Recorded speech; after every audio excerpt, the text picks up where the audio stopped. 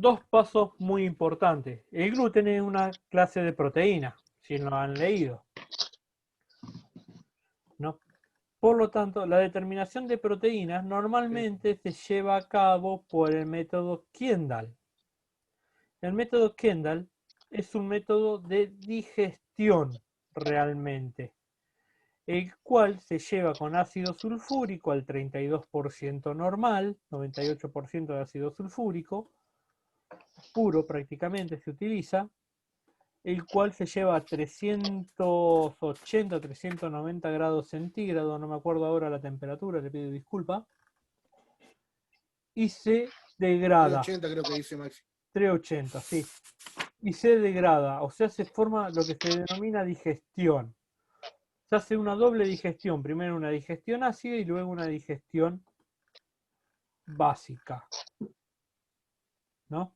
Se le ponen unos catalizadores y se lleva a digestión. Una vez que se lleva la digestión a cabo, se le agrega,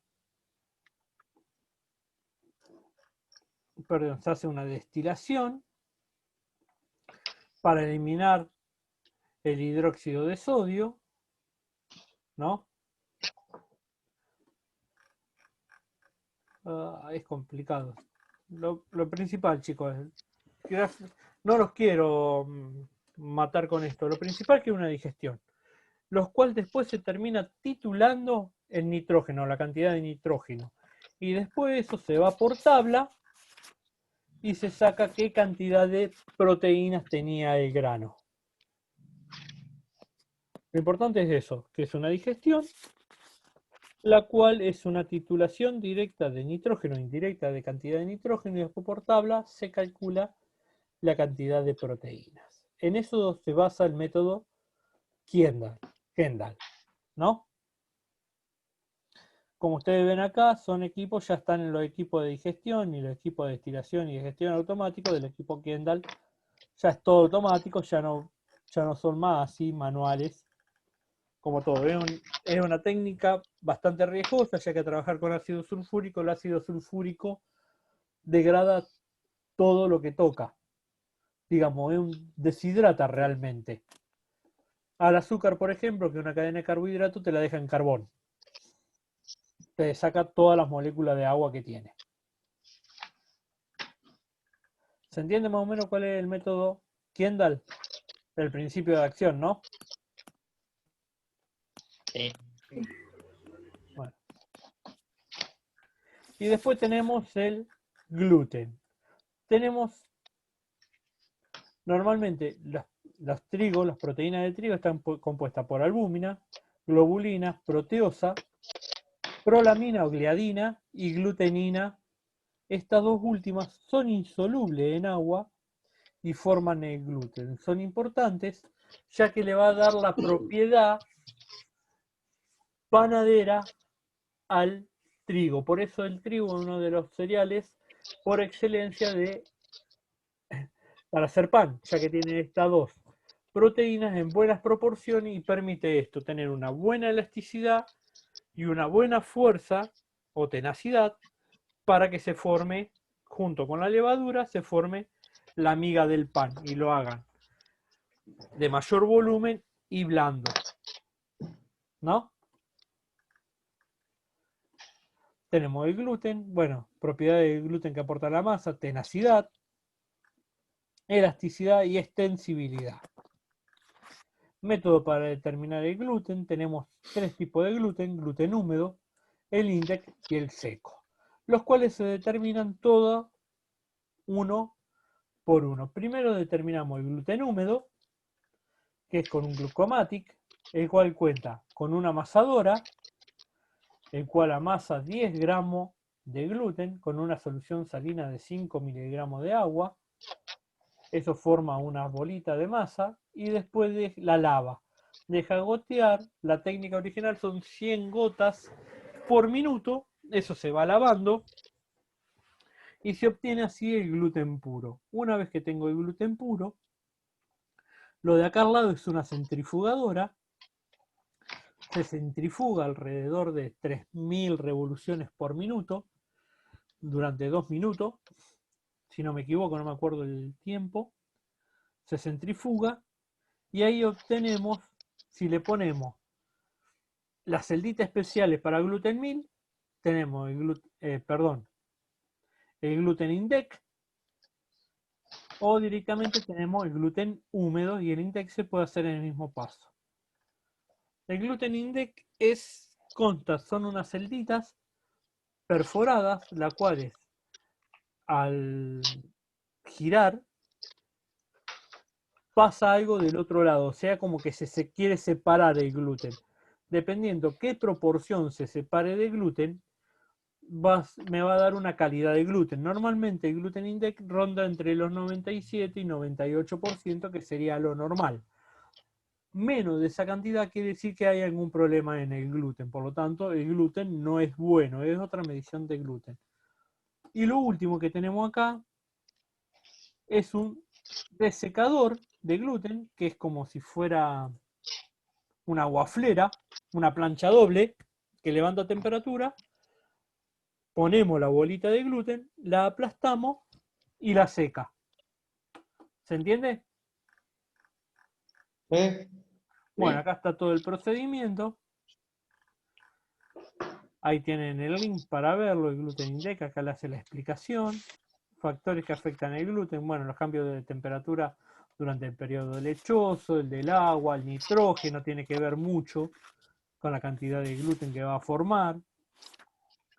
El secado, ¿no? Cuando llega a la planta, un secado violento a alta temperatura, baja el porcentaje de gluten, porque el gluten, ya que es una proteína, si lo seco muy violentamente a muy alta temperatura, desnaturalizo esta proteína, por lo cual ya deja de tener la tenacidad y la extensibilidad deseada para panadero,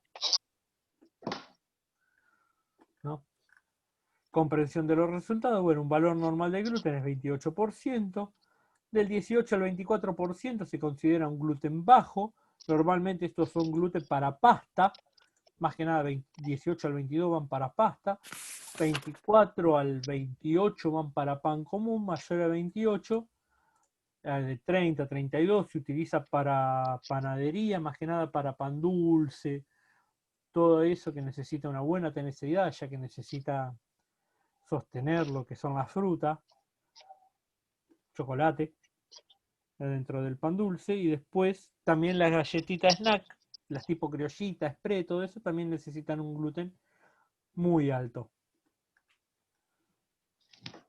El valor del gluten seco es aproximadamente generalmente un tercio del gluten húmedo.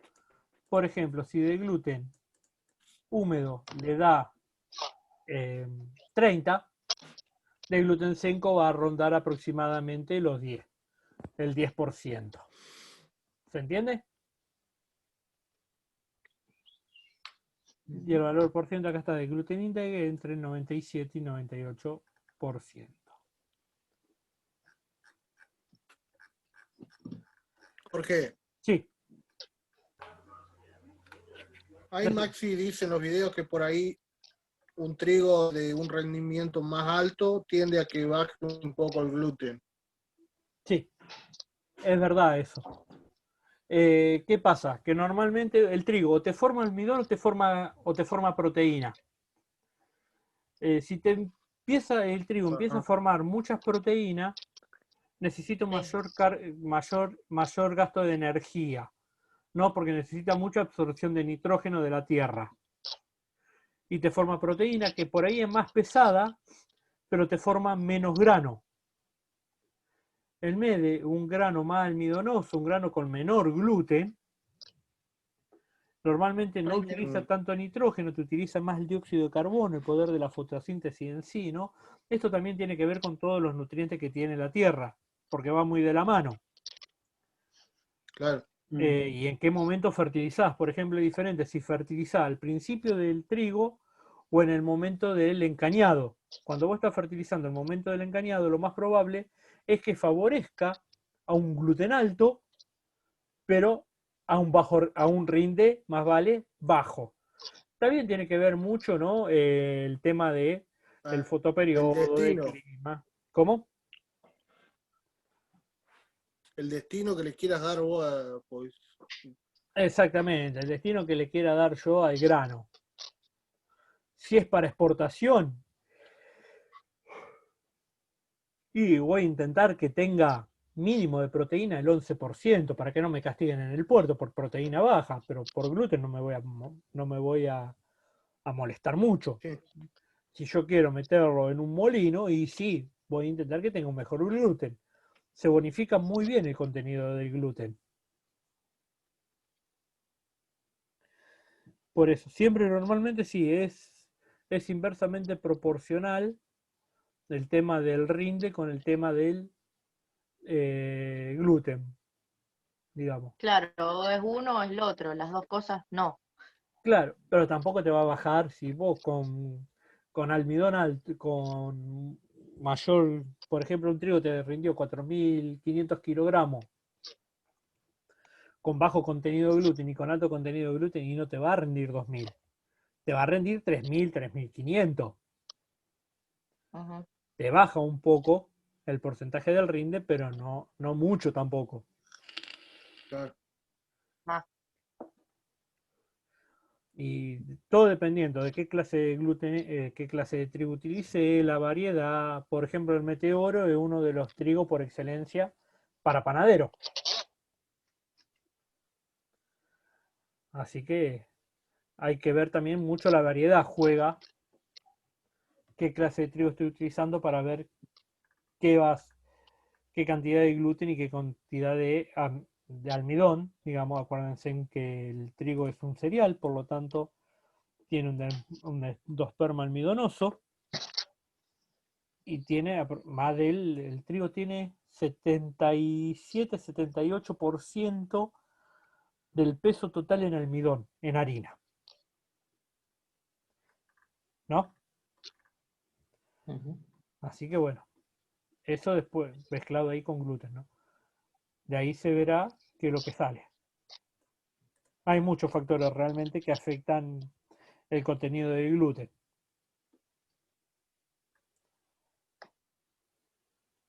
Bueno, fuerza de la harina. Relación con la panificación, se define la fuerza de la harina como la capacidad de la misma para producir un pan en buen aspecto, voluminoso y textura sedosa. En general, de reunir las condiciones que debe reunir la harina para resulte grande y buena textura son contener azúcar en cantidad suficiente. Para que contenga azúcar en cantidad suficiente, ¿qué enzima tiene que actuar? Yo se las nombré y le dije que era una de las más importantes. Alfa, la alfa milasa, chicos, que me va a degradar el almidón en azúcares. Eso me va a dar el contenido de azúcar, porque en sí el trigo no contiene azúcar como azúcar, sino que contiene almidón, el cual va a ser degradado en azúcares por la alfa milasa. Y esos azúcares van a ser consumidos por la levadura para dar el dióxido de carbono y poder formar las migas del pan, o sea, todos los canales vacíos de dióxido de carbono que se forman las pequeñas burbujas que hacen las migas, ¿no? Las proteínas de la masa deben ser suficientes en calidad y en cantidad y bastante buena. También cabe destacar que tiene que haber un equilibrio entre gliadina y glutenina para que esta calidad del pan sea bueno, ya que si está desbalanceada, esta cantidad entre una y otra no me va a formar el pan como debe ser. Por más que puedo tener muy buen gluten, muy alto el gluten, pero de muy baja calidad. Suele pasar. Por lo tanto, estas proteínas deben estar en equilibrio, ya que estas tienen que ser de buena calidad. ¿Por qué? Porque me van a mantener esa red de almidón y proteína formada en el pan, cosa que quede el pan lindo, bien armado y no se caiga.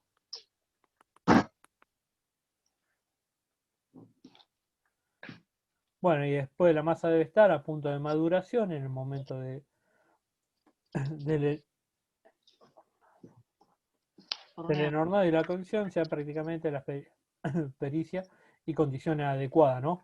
Y acá tenemos 3 clases de pan con 3 distintos tipos de gluten.